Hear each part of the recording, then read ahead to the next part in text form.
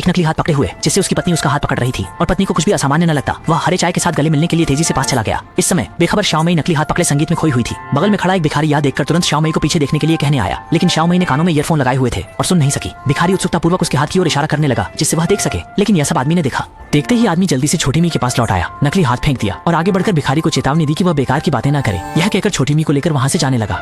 यह देखकर कि दोनों जाने वाले हैं, भिखारी ने चतुराई दिखाई, नकद निकालकर दोनों को रोक लिया और छोटी मी को बताया कि तुम्हारे पैसे गिर गए हैं। भिखारी के असामान्य व्यवहार ने छोटी मी का शक जगा दिया और उसने पैसे ले लिए। रात को जब छोटी मी सो गई तो आदमी ने एक नकली व्यक्ति उठाया और उसे बिस्तर पर खुद की जगह रख दिया। ये सब करने के बाद वह नीचे आया, दरवाजा खोला और हरी चाय को अंदर आने दिया। दोनों ने मिलकर छोटी मी की कीमती चीजें लेकर दूर जाने की तैयारी की, लेकिन तभी छोटी मी अचानक नीचे आ गई। आदमी को देखकर छोटी मी आश्चर्यचकित हुई, वह यहाँ कैसे है? जब मैं नीचे आई तो तुम तो बिस्तर पर सो रहे थे, क्या ऊपर वाला चोर है? ये कहकर वह पुलिस को कॉल करने वाली थी, लेकिन आदमी ने उसे रोक दिया और कहा, शायद तुमने अभी अभी सपना देखा। यह कहकर उसने सुझाव दिया कि वे ऊपर जाकर देखें। जब आदमी कमरे में वापस आया और लाइट जलाई तो उसने देखा कि नकली व्यक्ति गायब था। आदमी को सोचने का समय नहीं मिला। तभी श्याओमई ने कहा कि चोर शायद कपड़ों की अलमारी में छिपा हो। उसने उसे देखने के लिए कहा। फिर आदमी अंदर गया और जांचा, लेकिन वहाँ कोई नहीं था। जब उसने पीछे मुड़कर देखा तो महसूस किया कि वह नकली हाथ पकड़े है। असल में श्याओमई को उसकी हरकतों का पता चल गया था। यह कहकर उसने उसके हाथ में भिखारी द्वारा दी गई नकदी को फैलाया, जिस पर लिखा था कि तुम्हारा पति तुम्हें धोखा दे रहा है। इसके बाद उसने उस आदमी को अलमारी में बंद कर दिया और इस समय भिखारी ने नीचे वाली ग्रीन टी को ऊपर खींच लिया। अंततः दोनों को कानून की सख्त सजा का इंतजार करना पड़ा।